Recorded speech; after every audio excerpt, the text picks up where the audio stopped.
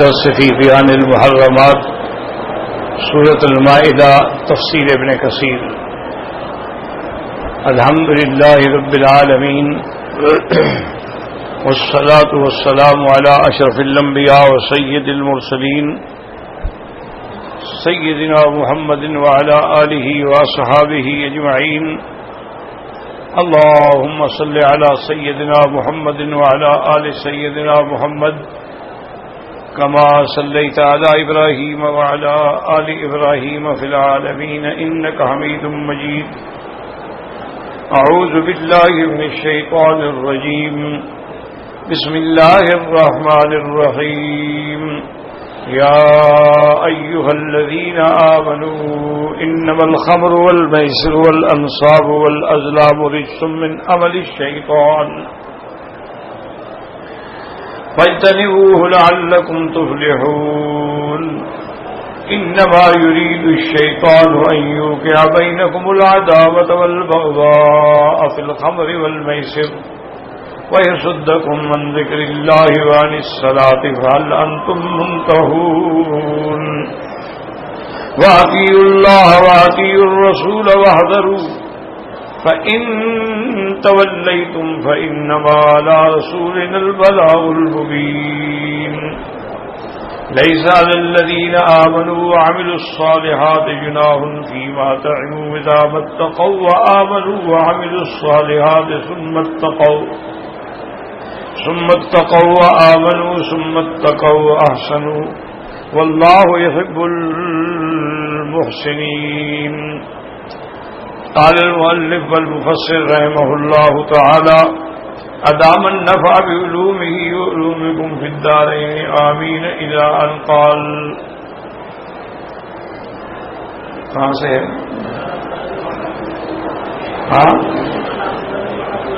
حدیث آخر قال عبد الله بن وهب قال أخبرني عبد الرحمن بن شريح وابن لهيعة والليث بن سعد عن خالد بن زيد عن ثابت أن يزيد الخولاني أخبره أنه كان له أم يبيع الخمر وكان يتصدق. قال فنهيته ونهى فلم ينتهي. فقدمت المدينة فلقيت ابن عباس رضي الله تعالى عنه فسألته عن الخمر وثمنها فقال هي حرام وثمنها حرام. اب مفسر رحمۃ اللہ علیہ فرماتے ہیں کہ یہ ثابت یزید الخولانی نے ان کو خبر دی کہ ان کا چاچا تھا جو شراب بیچتا تھا، وکان یتصدق اور خیرات وغیرہ بھی کرتا تھا. قال فنہیتہ ونہا میں نے ان کو منع کیا لیکن اس نے میری بات نہ مانی اور وہ باز نہ آیا. فقدمت المدینہ پھر میں مدینہ منورہ میں جب آیا لقیت ابن عباس میں حضرت ابن عباس رضی اللہ تعالی عنہما کی خدمت میں پہنچا. فسألتہ عن الخمر وثمنها میں نے حضرت سے مسئلہ پوچھا کہ شراب اور شراب کی قیمت جو ہے بیچنا جو ہے وہ کیا بات. تو حضرت ابن عباس رضی اللہ عنہ فرمایا ہی حرام شراب جو ہے وہ حرام ہے وثمنها حرام اور اس کو بیچ کے جو پیسہ ملے وہ بھی حرام ہے. ثم قال ابن عباس رضی اللہ تعالی عنہ یا معشر امت محمد صلی اللہ علیہ وسلم انه لو كان كتاب بعد كتابكم ونبي بعد نبيكم لانذر فيكم كما انذر في من قبلكم ولكن آخر ذلك من امركم الى يوم القيامه ولعمري له اشد عليكم. قال ثابت ولقيت عبد الله بن عمر رضي الله تعالى عنه وصلت عن سبل الخمر فقال سأخبرك عن الخمر. اب مفسر رحمۃ اللہ علیہ فرماتے ہیں کہ حضرت ابن عباس رضی اللہ تعالیٰ عنہ نے فرمایا کہ یا معاشر امت محمد صلی اللہ علیہ وسلم کہ اے حضور کی امت کی جماعت انه لو كان كتاب بعد كتابكم اگر کوئی اللہ نے کتاب اتارنی ہوتی تمہاری کتاب کے بعد یا کوئی نبی ہوتا تمہارے نبی کے بعد تو جیسے اور احکام نازل ہوئے ہیں شاید اور بھی حکم کوئی نازل ہوتا، لیکن چونکہ آخری نبی ہے لا نبی بعدہ ولا کتاب بعد کتابہ ولا شریعت بعد شریعتہ ولا معصوم بعدہ، آپ کے بعد نبوت ختم، آپ کے بعد اب کوئی کتاب نہیں اترے گی، تو لہذا سب سے آخری حکم جو ہے اللہ کے قرآن کا ہے۔ اس کے بعد فرماتی ہیں کہ میں نے حضرت عبداللہ ابن عمر سے پوچھا ان ثمن الخمر، کہ شراب پینا تو حرام ہے لیکن شراب بیچنا اور اس کا پیسہ جو ہے اس کے بارے میں کیا حکم ہے؟ اب میں ایسا اخبرک عن الخمر، میں بتاتا ہوں، انی کنت مع رسول اللہ صلی اللہ علیہ وسلم فی المسجد وبینما هو مصب على حبوته ثم قال من كان عنده من هذه الخمر شيء فليأتنا بها وجعلوا يأتونه ويقول أحدهم إني راوية ويقول الآخر إني زق أو ما شاء الله أن يكون عنده، فقال رسول الله صلى الله عليه وسلم اجمعوه ببقي كذا وكذا ثم أدنوني ففعلوا ثم أدنوه فقام وكنت معه ومشيت عن يمينه ومتكئا علي فلهقنا أبو بكر رضي الله تعالى عنه فأخبرني رسول الله صلى الله عليه وسلم فجعلني عن شماله وجعل أبا بكر في مكاني۔ آپ فرماتے ہیں کہ میں نے عبداللہ ابن عمر سے اس مسئلے میں پوچھا کہ اگر شراب بیچا جائے تو اس کے پیسے کے بارے میں کیا حکم ہے؟ انہوں نے فرمایا میں تمہیں واقعہ سناتا ہوں کہ میں حضور صلی اللہ علیہ وسلم کی خدمت میں مسجد کے اندر تھا، وَهُوَ مُعْتَبٌ عَلَىٰ حَيْوَتِهِ، وہ آپ اسی حالت میں بیٹھے تھے، اور اس کے بعد فرماتی ہیں کہ ثم قال، پھر آپ نے حکم دیا من قال عنده من هذا الخمر شيء فليأتنا بها، آپ نے فرمایا جس کے بعد بھی پاس بھی شراب ہے وہ لے آئیں، فجعلوا يأتونه، اور لوگ جو تھے وہ لے آئے، اور بعض جو تھا وہ کہنے لگا اندی راویۃ، میرے پاس بہت بڑا مٹکا شراب کا بھرا ہوا ہے، اور کسی نے کہا کہ میرے پاس مشکیدے میں بھرا ہوا ہے، اسی طرح کہ اور سب کو اکٹھا کرو، بقیہ قضا و قضا، بقیہ الغرقد کے پاس جا کے سب کو اکٹھا کرو، ثم ادنونی، پھر میرے پاس آؤ۔ ان نے سب نے اپنا شراب وہاں اکٹھا کیا، ثم ادنو، پھر حضور کی خدمت میں آئے، فقام وکنت معه، حضور کھڑے ہوئے، میں بھی آپ کے ساتھ، حضور پاک صلی اللہ علیہ وسلم جب چلنے لگے، میں شہید، میں آپ کے ساتھ چل رہا تھا، ان یمینہ، میں دانے ہاتھ پہ تھا، اور حضور نے مجھ پہ اپنا بورڈ بھی ڈالا ہوا تھا۔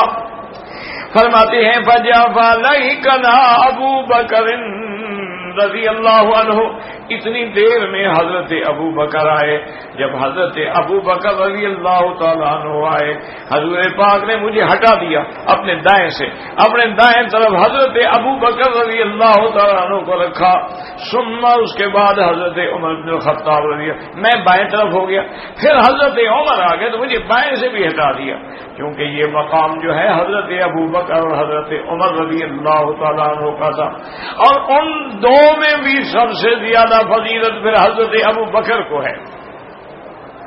تمام صحابہ میں افضل جو ہیں وہ چار خلفاء ہیں، سیدنا ابو بکر، سیدنا عمر، سیدنا عثمان، سیدنا علی، لیکن ان میں بھی سب سے افضل بعد رسول اللہ صلی اللہ علیہ وسلم وہ حضرت ابو بکر ہے۔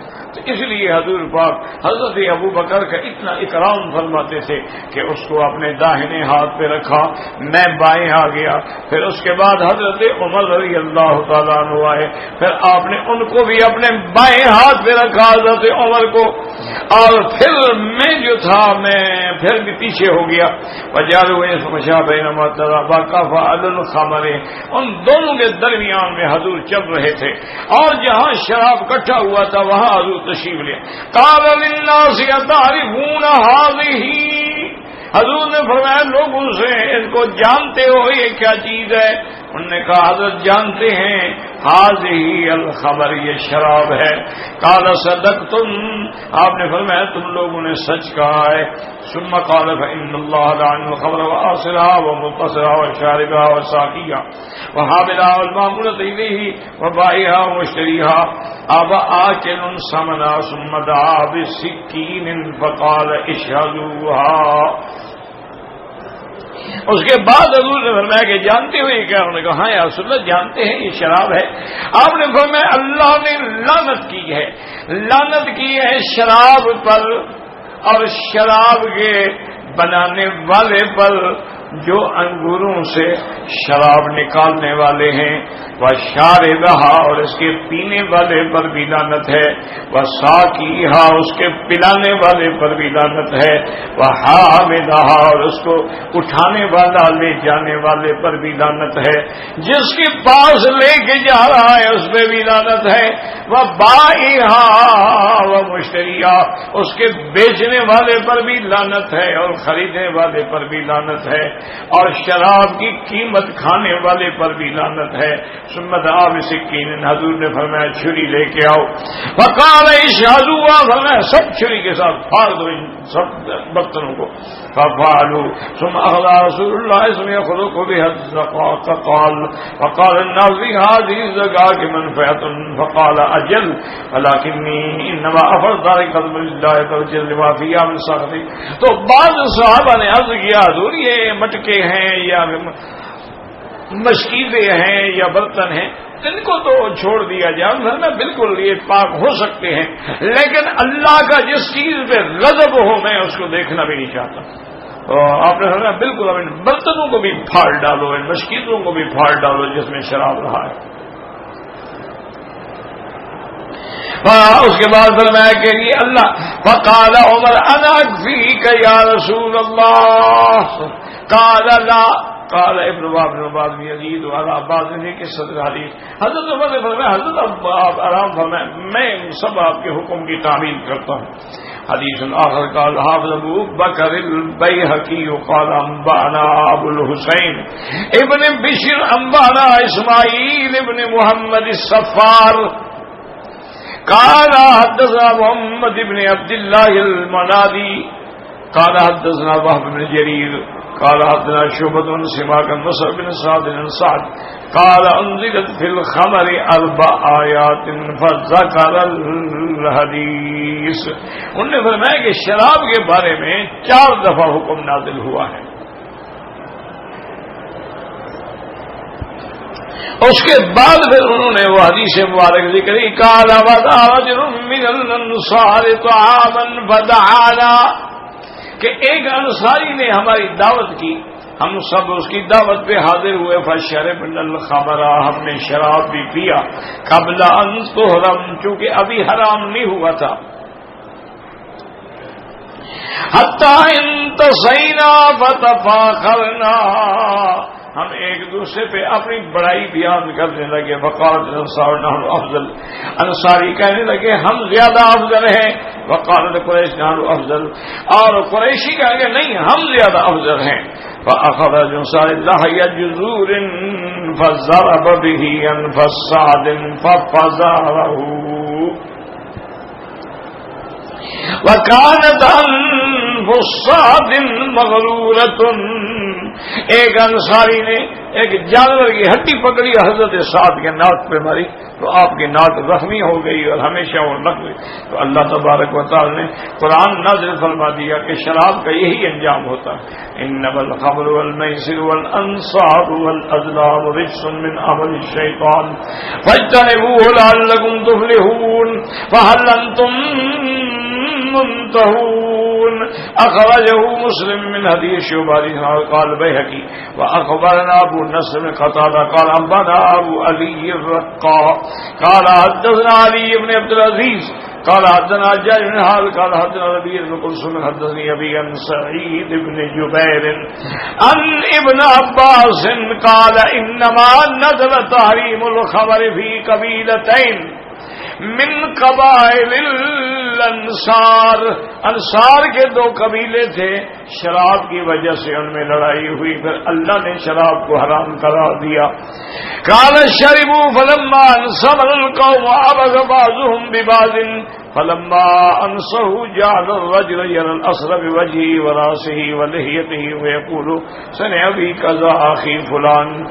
اب آپس میں لڑ پڑے، جب ہوش آیا تو اس نے کہا یار مجھے تو یہاں بھی چوٹ لگی ہے، دیکھو میری تو داڑھی بھی کسی نے چھینی توڑی ہے۔ فقالوا اخوتنا، تھے بھی آپس میں بھائی۔ لیس فی قلوبہم ضغائن، کوئی بغض بھی نہیں تھا، لیکن شراب کے نشے میں لڑ پڑے۔ فیقول واللہ لو کان بی رؤوفا رحیما ما صنع بی ھذا، اب کہنے لگے کہ بھائی اگر میرے بھائی کے دل میں مہربانی ہوتی تو میرے ساتھ ایسا تو نہ کرتا۔ حتی رفعت بقات الضغائن فی قلوبہم، پھر ان کے دلوں میں بغض بڑھتا گیا۔ فانزل اللہ تعالی هذه الآیات، اللہ نے قرآن پاک میں حکم دیا کہ انما الخمر والمیسر والانصاب والازلام رجس من عمل الشیطان فهل انتم منتهون فقال اناس من المتکلمین، اللہ نے فرمایا کہ ہم آپ رکتے ہو گے نہیں، انہوں نے کہا رک گئے، انتہینا، لیکن کچھ صحابہ نے کہا کہ یا رسول اللہ ہمارے وہ ساتھی جو فوت ہو گئے اور شراب بھی پیتے تھے تو ان کے اندر تو شراب ہے۔ اللہ نے فرمایا کہ نہیں، جو حرام ہونے سے پہلے پیتے تھے سب ان پر کوئی گناہ نہیں ہے، اس کو ہم نے معاف کیا۔ اس لیے اللہ نے فرمایا الا الذین آمنوا لیس علی الذین آمنوا وعملوا الصالحات جناح فیما طعموا، مومن جب مومن ہے اچھے عمل کرتا ہے جو پہلے پی چکا اس پر کوئی گناہ نہیں ہے۔ رواه النسائی بالتفصیل محمد بن عبد الرحیم مسائقہ عن حجاج بن منہال۔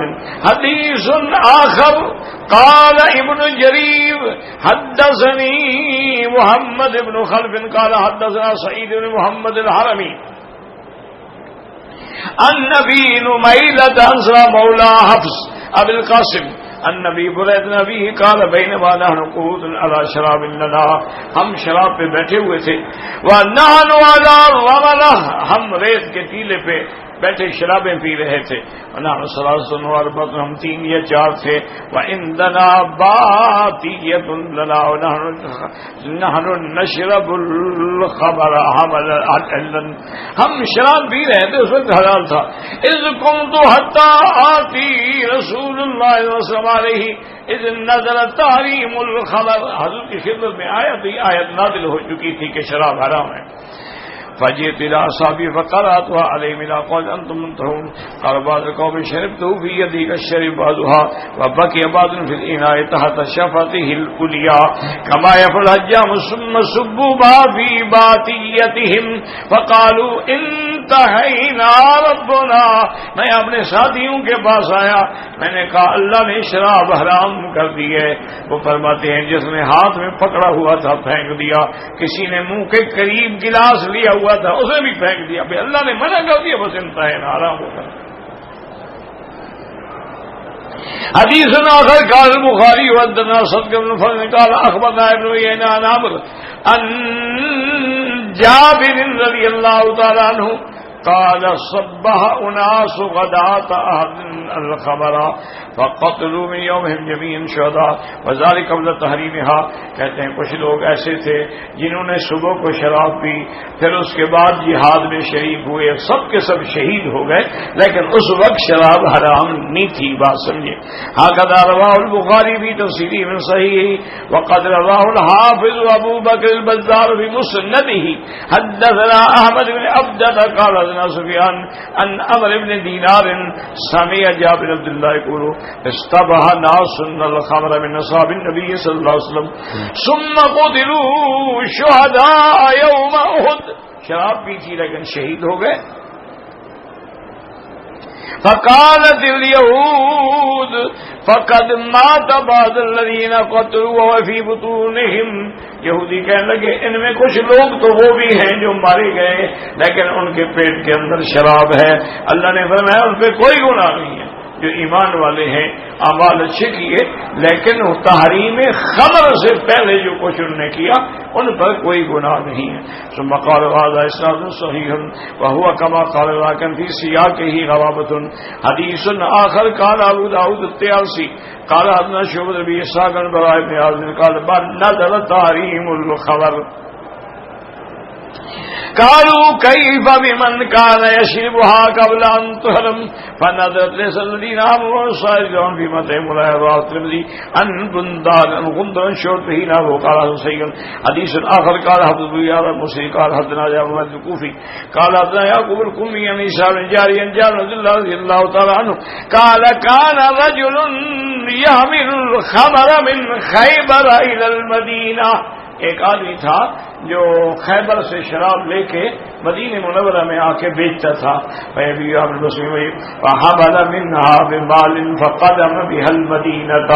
وہاں سے اس نے شراب دیا اور مدینے آیا، فلقيه رجل من المسلمین فقال یا فلان ان الخمر قد حرمت، انہوں نے کہا بھائی اب تو تمہیں پتہ نہیں ہے شراب تو حرام ہو گئی، فوضعها حيث انتهى على تل وسجى عليها بأكسية، اس نے جا کے وہ سارا شراب جو تھا ایک ٹیلے پہ رکھا اور اس کو کپڑے سے ڈھانک کے محفوظ کر کے حضور کی خدمت میں آیا۔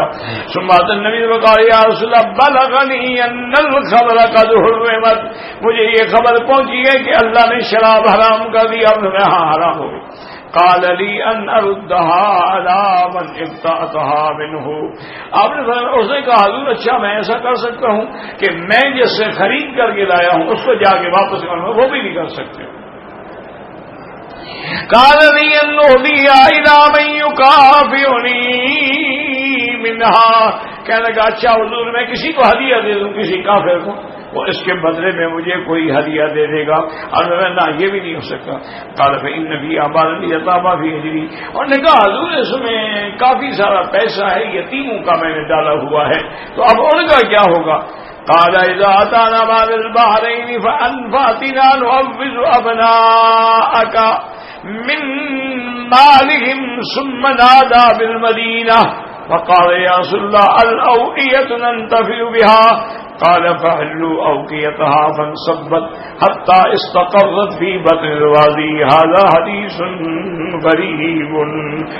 اس نے کہا کہ حضور یہ یتیموں کا مال ہے اور میں نے شراب خرید لیا ہے اور شراب جو ہے وہ حرام ہو گئی ہے، تو اب مجھے حکم فرمائے کہ میں اس کا کیا کروں۔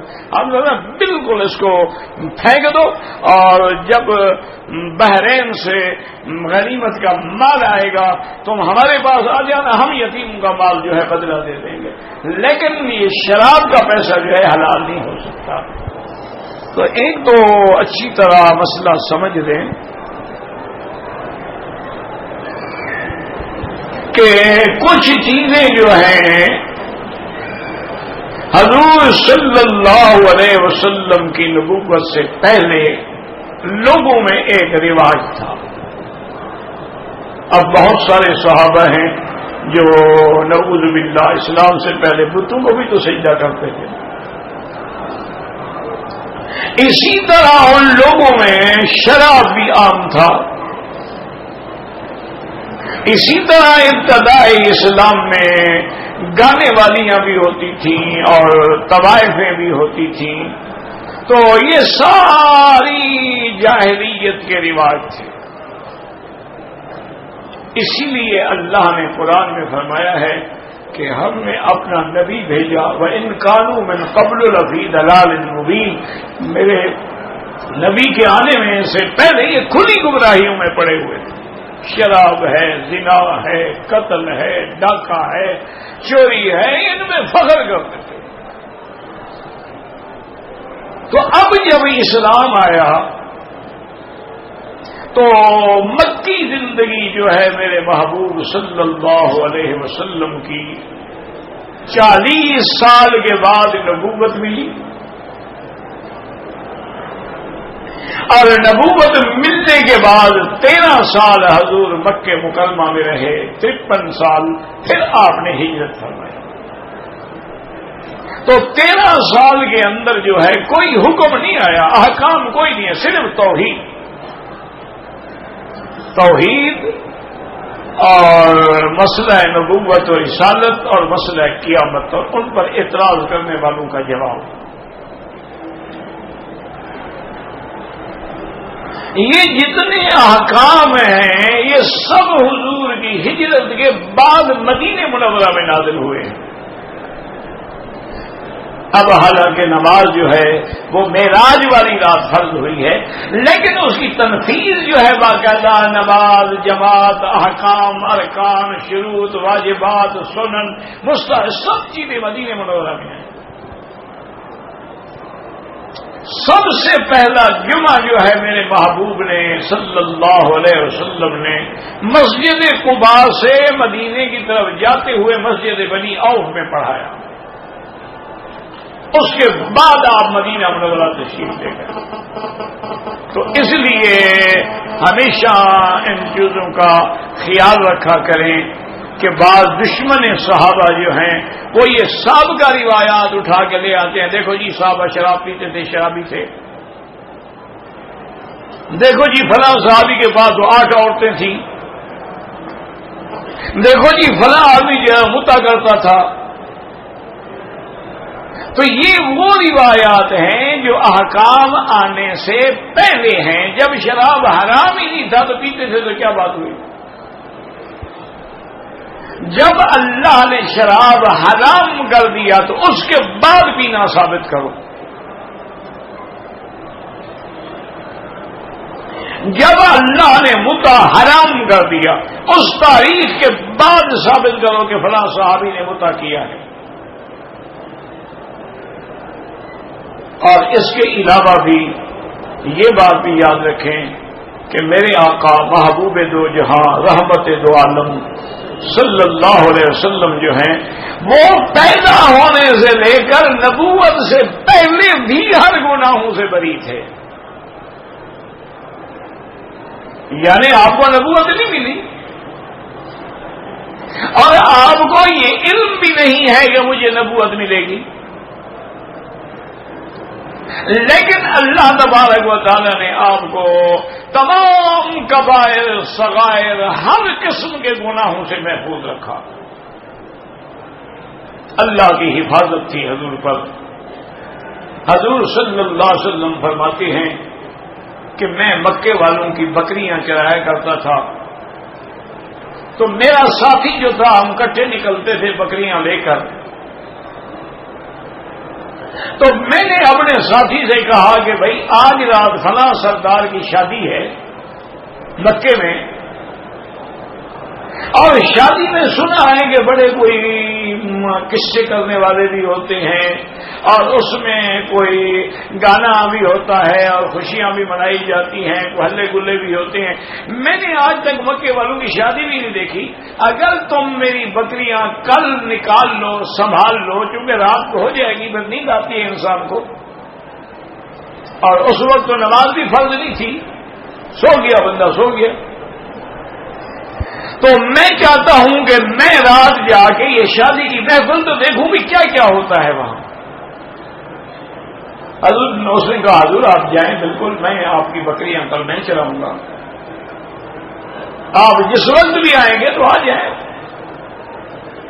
حضور فرماتے ہیں میں آیا، ابھی وہ پنڈال تو انہوں نے سجا دیا تھا اور خیمے بھی لگا دیے تھے اور جگہ بھی بنا دی تھی اور اسٹیج بھی بن گئی تھی، لیکن ابھی آنا جانا لوگوں کا شروع نہیں ہوا تھا۔ فرماتی ہے میں ایک دیوار کے ساتھ ٹیک لگا کے بیٹھ گیا، فغلبنی النوم، اللہ نے مجھ پہ نیند مسلط کر دی۔ میری نیند اس وقت کھلی جب سورج اوپر چڑھا ہے اور دھوپ نے مجھے اٹھایا، نہ خیمہ تھا نہ بندہ تھا، اللہ نے وہ میرا بھی حضور کو نہیں دیکھنے دیا۔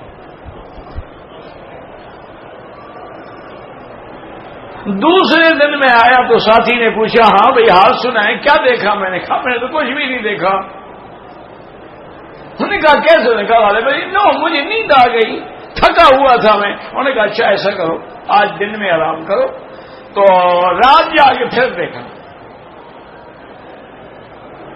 تو دوسری رات حضور فرماتے ہیں کہ اب میں بالکل تیار ہو کے آیا، دل میں نے نیند بھی کر لی تھی اور رات کو عشاء کے بعد آیا تو اب بالکل ان کی محفل جو ہے وہ بھرنی شروع ہو گئی تھی، لوگ آنے شروع ہو گئے تھے اور میں ایک جگہ جا کے ٹیک لگا کے بیٹھ گیا۔ فغلبنی النوم، اللہ نے نیند مسلط کر دی، میری آنکھیں نہیں کھلی جب تک دھوپ نہیں چڑھی۔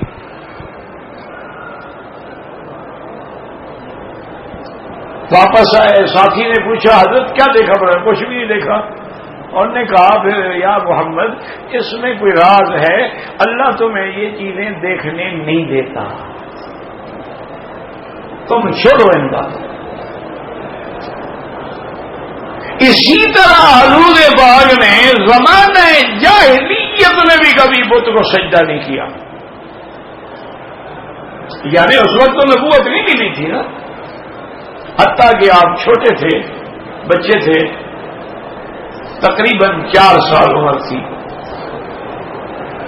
کیونکہ 2-2.5 سال کے بعد بی بی حلیمہ آپ کو پھر لے آئی مکے میں، اور بی بی آمنہ سے عرض کیا کہ بی بی آمنہ یہ بچہ کوئی نرالا بچہ ہے، اس کے روز نئے نئے واقعات پیش آتے ہیں اور میں ڈر گئی ہوں، میں حفاظت نہیں کر سکتی اب، تو آپ اس کو واپس لے لیں۔ اور مدت اجازت بھی ختم ہو گئی ہے، تو بی بی آمنہ نے مجبور کیا اور کہا کہ حلیمہ نہیں، میں اپنے بچے کو مکے میں رکھنا نہیں چاہتی، اس کو واپس پھر لے جاؤ بنو سعد میں۔ اب بی بی حلیمہ گھر کے جدا ہونے کو تو میرا بھی دل نہیں کرتا تھا نا کہ میں محمد مصطفیٰ جدا ہو جاؤں، میں تو ڈر کے مارے لے آئی تھی، میں پھر لے آئی۔ تو اب جب حضور کی عمر مبارک 4 سال کے قریب ہو گئی اور بی بی حلیمہ فرماتی ہے کہ رائے تو عجباً، جو حضور کی زندگی کے حالات تھے، میں نے زندگی میں بھی بچے پالتی تھی نا، دودھ پلاتی تھی لوگوں میں بچوں کو، میں نے ایسا پیارا شان والا نرالا بچہ نہیں دیکھا ہے کہ جو بچے مہینے میں بڑے ہوتے تھے حضور اتنا ہفتے میں بڑے ہو جاتے تھے۔ کہ میں حیران ہوں۔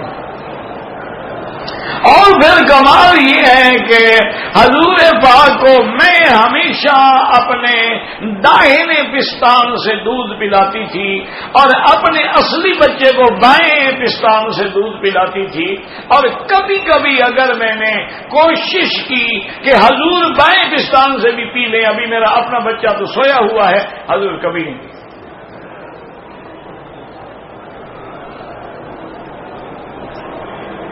فرماتی ہے کہ ایک دن میں گھر میں بیٹھی تھی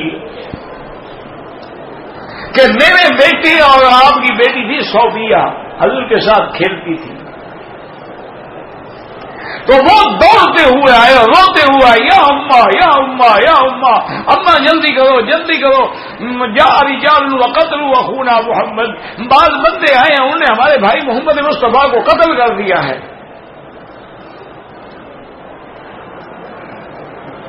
بی بی حلیمہ فرماتی ہے میرے ہوش اڑ گئے، مجھے تو ہوش ہی نہیں، میں نے جوتا پہنا ہے یا سر پہ میں نے دوپٹہ بھی لیا ہے یا نہیں لیا، میں دوڑ پڑی اور میں نے کہا چلو میرے ساتھ، کہاں ہیں؟ انہوں نے جب آئے تو ہم نے دیکھا کہ ایک چھوٹا سا درخت ہے جیسے عام پہاڑوں میں اور صحراؤں میں ہوتے ہیں، اس کی ٹہنی پکڑ کے حضور تو کھڑے ہوئے ہیں۔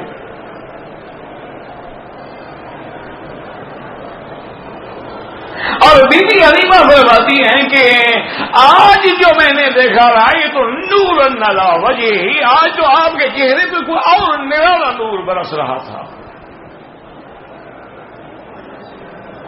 اسی لیے صحابی فرماتے ہیں کہ جب ہم غور کر کے دیکھتے کأن الشمس تجری فی وجہہ، ایسے معلوم ہوتا تھا جیسے سورج حضور کے چہرے میں چل رہا ہے۔ تو میں نے جا کے چمٹا لیا، میں نے کہا کیا ہوا؟ یہ تمہارے بھائی کے، انہوں نے کہا ہاں ٹھیک کہتے ہیں بھائی بھی. 2 آدمی اوپر سے آئے تھے, مجھے لٹا دیا, میرا سینہ مبارک کھولا اور سینہ کھول کے پتہ نہیں انہوں نے کیا کیا, پھر اس کے بعد پھر سینہ بند کیا اور چلے گئے. بیوی کہتی ہے میں حیران ہوں کیسے سینہ کھولا, دیکھا تو ٹانکے کے نشان بھی موجود ہیں. میں چپ کر گئی. اس لیے بیوی فرماتی ہے کہ میں ڈر گئی. میں حضور کو لے کے پھر آئی کہ بی بی آمنہ کو منت کروں گی کہ آپ مہربانی کریں, اب میں نہیں سنبھال سکتی حضور.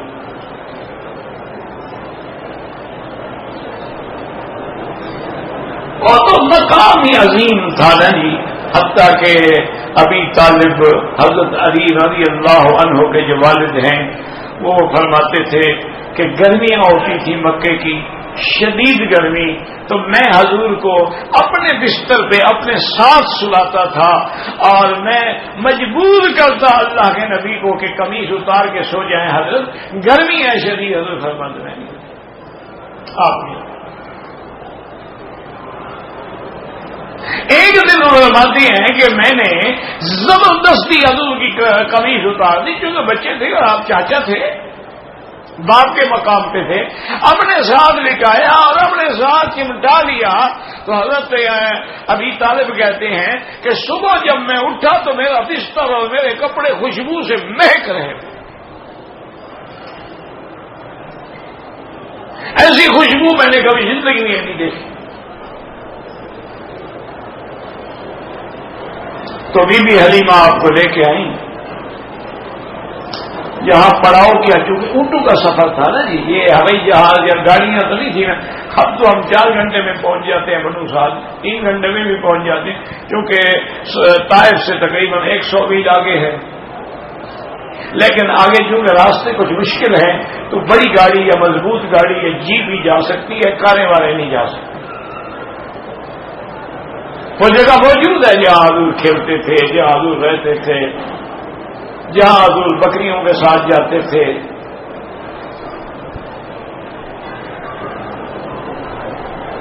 فرماتی ہیں کہ میں نے تھوڑی سی درخت کے نیچے اونٹنی کو باندھ دیا اور تھوڑا سا میں نے کہا آنکھ لگا لوں, تھک گئی تھی. تو فرماتی ہیں جب میں اٹھی فقط تو محمد, میں نے دیکھا کہ محمد مصطفیٰ تو ہے ہی نہیں.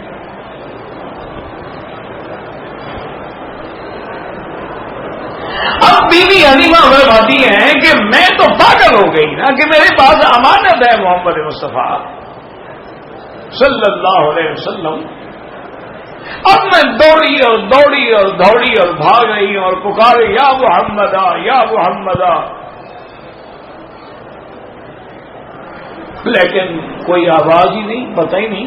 ایک بوڑھا کہتی ہے مجھے ملا, اس نے کہا حلیمہ کیا ہو گیا تمہیں؟ میں نے کہا میرے پاس بچہ ہے, امانت ہے, دودھ پلانے کے لیے بی بی آمنہ کا عبداللہ کا بیٹا ہے, بی بی آمنہ کا لال ہے, عبد المطلب کا پوتا ہے, اتنے بڑے سردار گھرانے کا بچہ ہے اور گم ہو گیا ہے.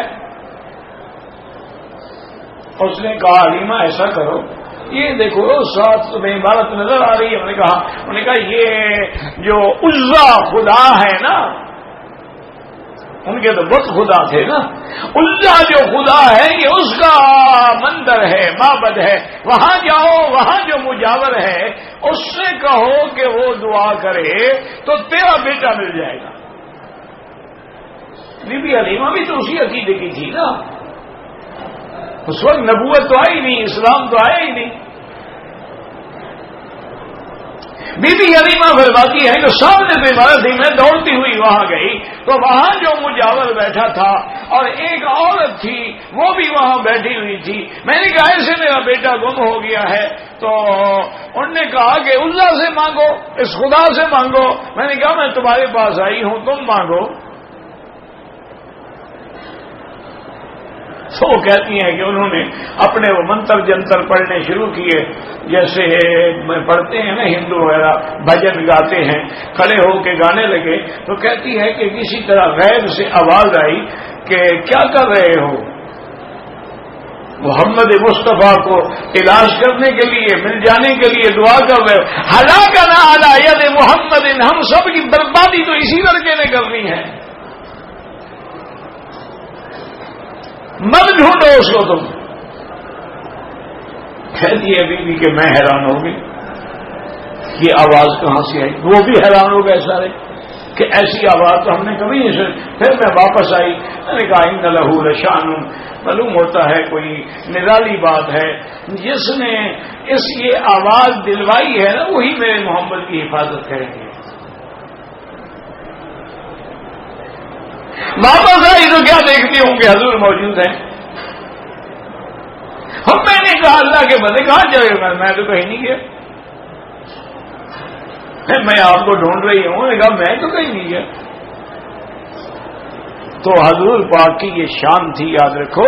اسی طرح حضرت ابو بکر نے بھی کبھی اسلام سے پہلے بھی کبھی زنا نہیں کیا، کبھی شراب نہیں پی اور کبھی سجدہ نہیں کیا.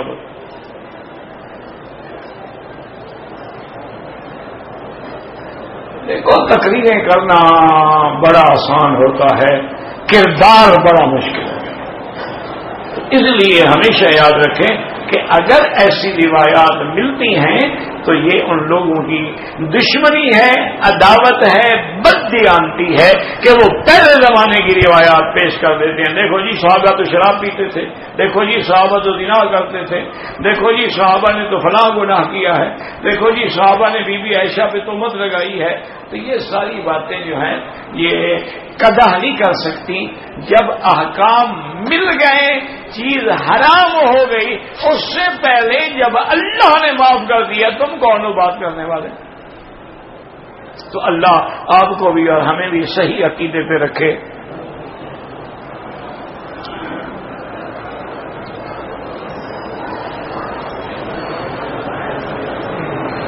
کہتے جی میں نے شادی کی، پہلے 25 ایکڑ زمین تھی، پھر جو بھی کام کیا مجھے نقصان ہوتا رہا، نہ زمین رہی نہ کاروبار رہا، 4 بیٹیاں.